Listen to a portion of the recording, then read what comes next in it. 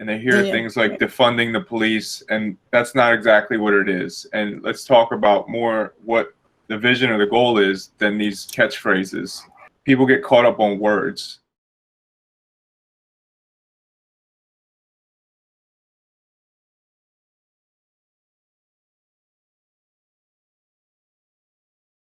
The Miami-Dade County Jail Diversion Program helped divert people in Miami-Dade County with serious mental health problems out of the criminal justice system and get them treatment into the community instead of doing time in jail where they would get worse. And when the police see somebody with lived experience share and they put a human face to it, it changes things.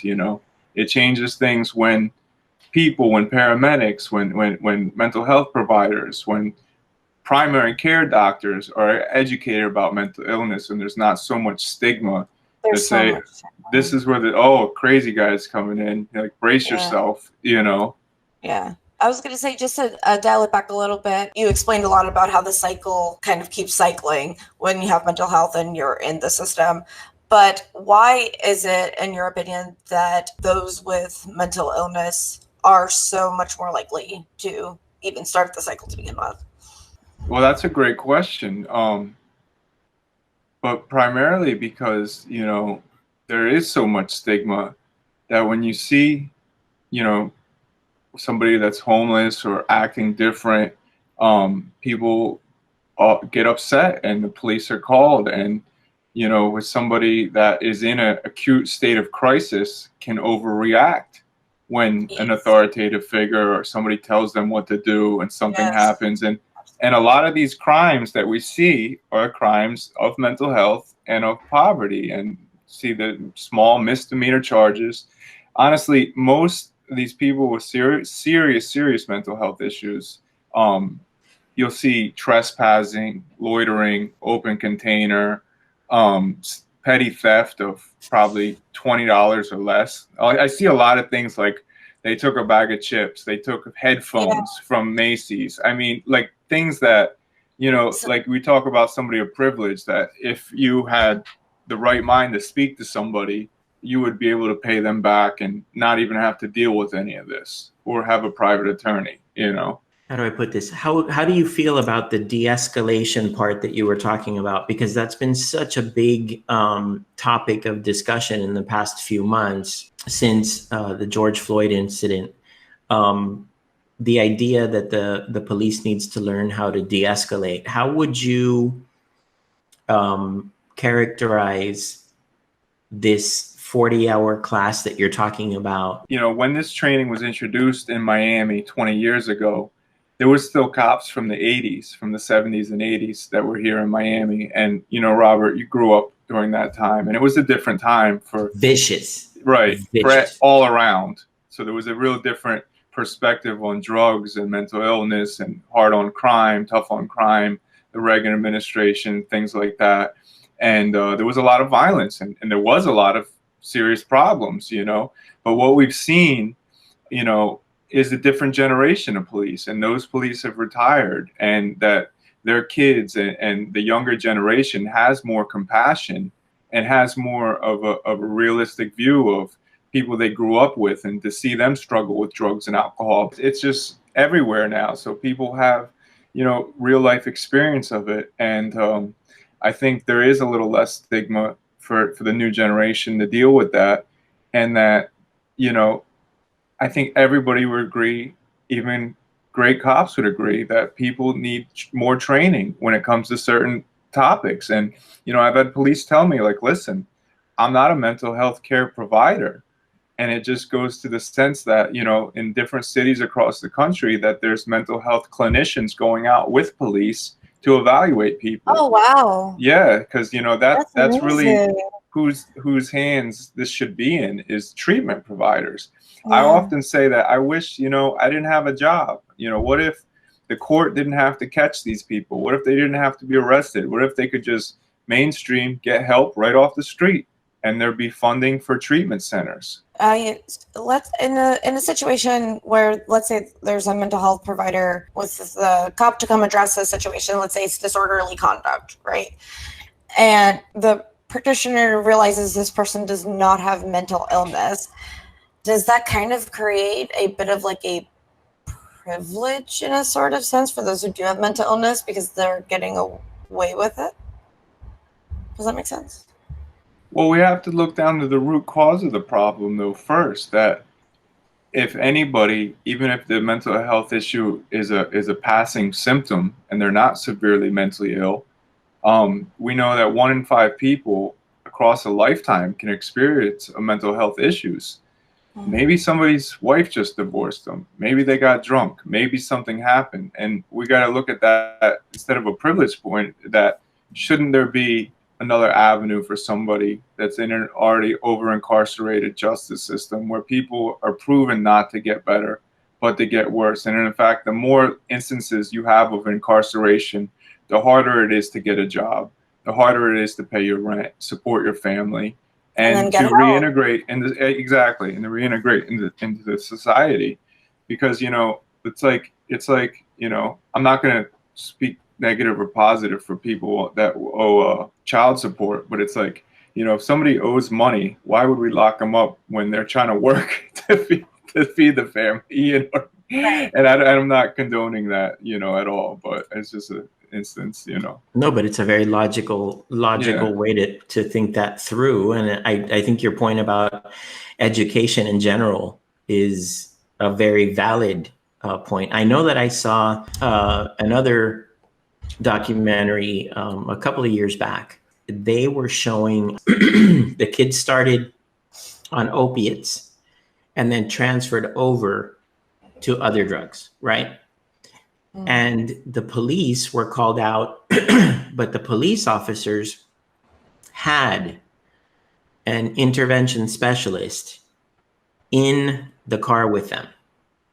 So if the call went out that this was a person that was using crack on the street, or it was a person that was whatever, insert here, they would send that person out to have the conversation with them to try to put them into a detox program or try to put them into, you know, some sort of an assistance program before, like diversion.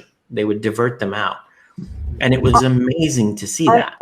Honestly, this whole idea like completely blows my mind. Like it's just so important. It makes such a difference if this was implemented.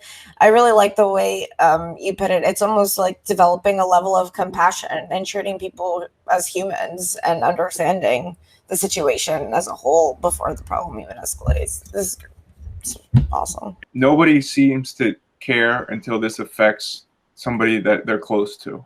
Yep. Unless they know somebody with a serious mental health or a drug problem. And, you know, it's good to see people and communities want to be on board and want to do the right thing.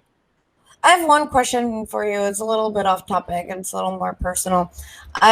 When I get into this conversation with my peers, one of the backlashes I get often is that those with mental health illness, if they've committed a crime that is violent, don't they deserve to be in prison because they pose a threat to society and maybe they are just beyond help?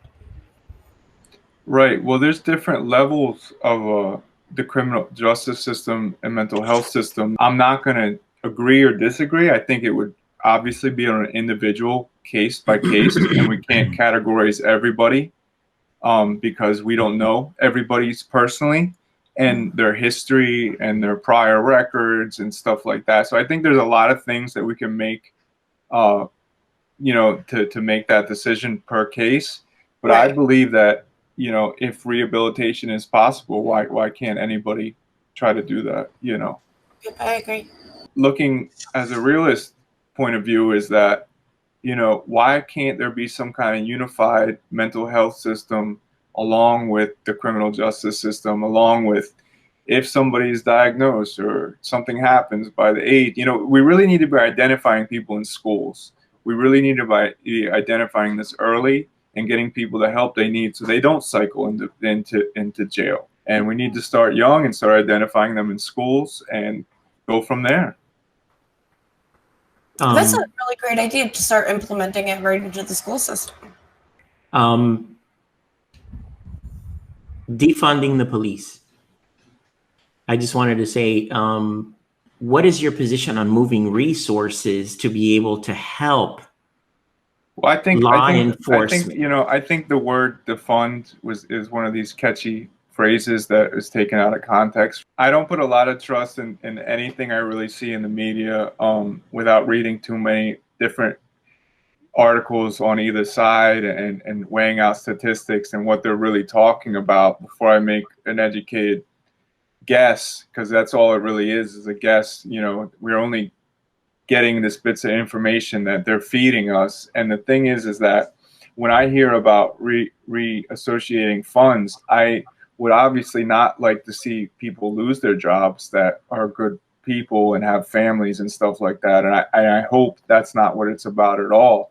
But if it comes down to more money for training and resources and community prevention on crime and training on mental health and having social workers and peer specialists, and that we can help, like we talked about earlier, the community and better the community, then I think that would be great. And I think that anybody that worked in law enforcement for a long time would agree that, we need to try different things, because, they have seen the same people on the street time and time again. And wouldn't it be great to see them get better and not have to arrest them all the time? Because, when they get out of jail, they're going right back to that street corner. I just want to see the result. And I think a lot of people are just waiting to see the result, and that's to better their community without putting people's jobs at risk, without, too much stigma attached to what's going on nationally, and that we can all agree that more training is needed for police, more training is needed for the community, for family members, and more people need to be on the same page and, be able to voice their concerns, Makes sense. And then I guess, how do you educate? Because I believe really strongly that it's important, yes, to like educate nationally, but I think, one of the things that you said earlier really like sparked when you said that it always is with somebody right? Like for me, something that I could relate it to is like when I came out as a lesbian, right? Then all of a sudden my friends who had been homophobic were like, oh, but we know her and she's a normal person. We don't hate gay people anymore. Like it once it became somebody they knew and familiarized, it's all of a sudden toned down the issue. And I've kind of noticed it's sort of similar with mental illness. So there obviously are programs that are important and national education is important, but like on a day-to-day level, when these conversations come up and there's somebody who says things like one of the things that like there's I think there's like a huge stigma with schizophrenia. The word schizo, I think they're like very targeted more than any other like group. Than I see where you're going with this. Yeah. So how do we learn to speak to that? Like, are there resources that we could refer, or how do you become educated enough to be able to help people understand who have not met that person in their life? It's very challenging. It's very challenging when you see somebody on the street corner that if you didn't know them before, and then just to see the end result and not put a person to that, a face, a story to that person. And I guess that's hard to tell. I said, we talk about compassion in the country on other issues. How would we teach it to something like that? And it's all kind of relative, but it's all kind of the same mentality. Yeah. No, I don't even share my diagnosis because I don't like people with stigma. And, I had a serious mental health issue and I didn't get into it really on the call, but I was bad. I was bad. It's hard to build that compassion for somebody that you don't know. And I guess the biggest thing would be, just, I guess like a situation where, you're with an older peer group and we're in the streets of New York City and there's a guy talking to himself and, someone's like, should we call the police? Because, they're drunk and they're like a danger. Right. Oh, they're schizophrenic. Like how can, as a what you do? You go and you buy them a slice of pizza and you walk up to them and you give them a slice of pizza and a soda and you walk away. And that's how you do it, by leading by example, by being that person that breaks that stigma and breaks that boundary. Every time I do something like that, I get so much judgment because I give very freely whenever I see somebody who's homeless. And like sometimes I'm like, here's $20. I don't even care where you spend it. It's none of my business. you need what you need. And how, like, why would you give that person $20? Like, you don't know them, you don't know what they're gonna go do with it. Like, what's wrong with you? But I think that goes back to what Justin is saying, that you lead by example. You're going to do it either way because it's what you want to do. And I think that's really, it's very heartening to hear you say that, Justin, that you just lead by example. Yeah, but the thing is, like, if that's true to you and your values, you can't also define other people's values. And if they don't get it, they say keep your circle tight, don't let everybody in. If those people aren't going to be like that and not appreciate something like that, then maybe those aren't the people you want to hang out with.